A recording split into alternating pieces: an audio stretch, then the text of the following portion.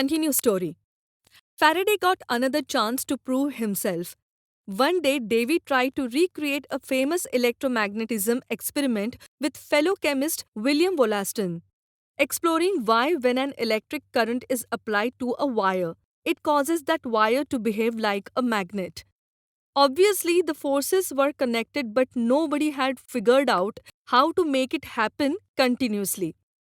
Davy believed that if he could find out why it happened and controlled it, there could be many practical applications of the force.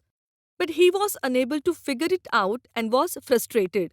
He then teased Faraday, asking him to try his hand at it after he was done cleaning the lab. Within a few days, Faraday solved the problem. In fact, he went further, and the result was the first induction motor, which converted electrical current into continuous mechanical motion. The induction motor spurred a revolution.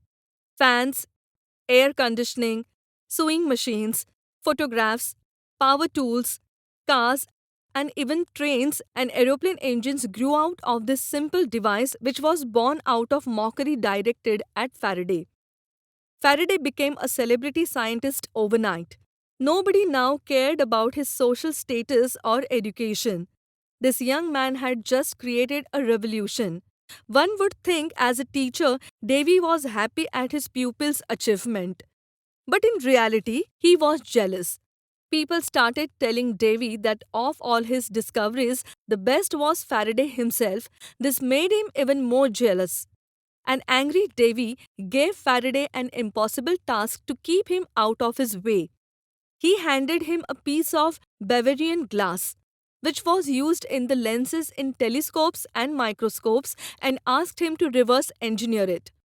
Bavarian glass was manufactured by a secret complicated process, and Davy knew that with the equipment available in the lab, Faraday would never be able to accomplish the task.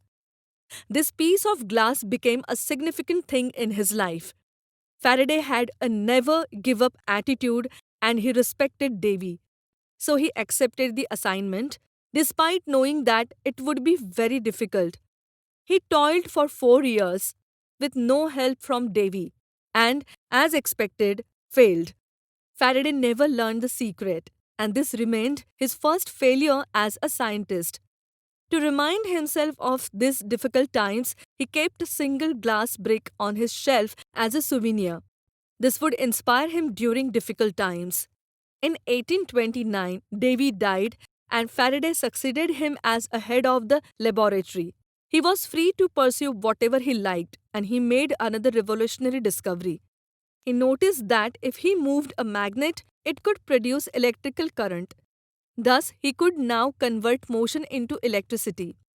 This is how the electrical generator was born, something still used today to generate all kinds of power, like dynamos and other devices.